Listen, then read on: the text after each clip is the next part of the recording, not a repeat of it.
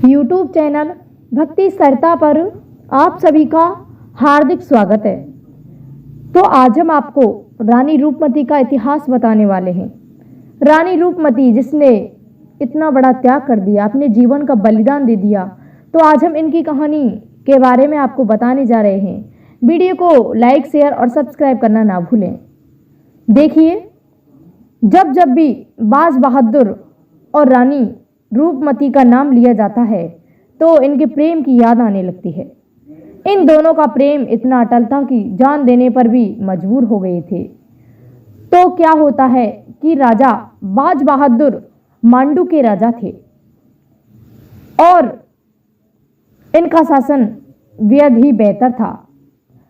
तो क्या होता है कि एक दिन ये नाच गान करने के लिए आमंत्रित करते हैं अपने नगर में कि हमारे राज्य में नाच गान करने के लिए आया जाए। तो रानी रूपमती एक किसान की बच्ची थी, एक किसान की लड़की थी। वह बेहद ही सुंदर राजकुमारी थी। उसमें सभी अच्छे गुण थे। नाच गान कला में तो बहुत ही निपुण थी। नृत्य कला में काफ़ी पारंगत थी वह और सुंदर भी थी। तो देखिए क्या होता है कि जब वह बाज बहादुर के दरबार में पहुंचती है तो वहीं दोनों में प्रेम हो जाता है और दोनों की नज़र मिल जाती है। तो क्या होता है कि दोनों अंतर विवाह कर लेते हैं, अंतर धार्मिक विवाह कर लेते हैं। और जब दोनों विवाह हो जाता है दोनों का, तो दोनों खुशी पूर्वक रहने लगते हैं। लेकिन क्या होता है कि जैसे ही बादशाह अकबर को इस बात का पता चलता है कि रानी रूपमती बहुत ही सुंदर है, तो वह उस पर मोहित हो जाता है और उसे पाने के लिए चल देता है और बाज बहादुर को एक पत्र लिखता है जिसमें वह लिखता है कि वह अपनी रानी रूपमती को दिल्ली दरबार में भेज दे, यानी अकबर के यहाँ भेज दे। लेकिन इसके जवाब में बहादुर शाह जफर लिखते हैं कि तुम अपनी रानी को ही भेज दो ना मांडू। तो ऐसा भेजने पर बादशाह अकबर बहुत ही क्रोधित होता है और अपने सेनापति आदम खां को मांडू पर आक्रमण करने के लिए भेज देता है। तो मांडू और दिल्ली के आदम खां के बीच युद्ध होता है जिसमें बाज बहादुर छोटी सी टुकड़ी लेकर के और युद्ध में निकल पड़ते हैं।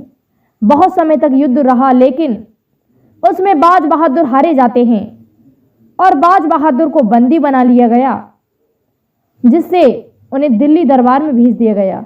लेकिन इधर अकबर अपनी सेना के साथ में चल देता है रानी रूपमती को लेने के लिए। जब रानी रूपमती को पता चला कि बाज बहादुर को बंदी बना लिया गया है और वे युद्ध हार चुके हैं, तो उसने अपनी दासियों से कहा कि दासी हमें एक हीरा लाओ। तो क्या हुआ कि उसने हीरा खा करके अपनी जान दे दी। उसने अपनी जान की बाजी लगा दी और इतना बड़ा बलिदान दे दिया। वह उस हीरे को निकल गई जिससे उसकी मृत्यु हो जाती है।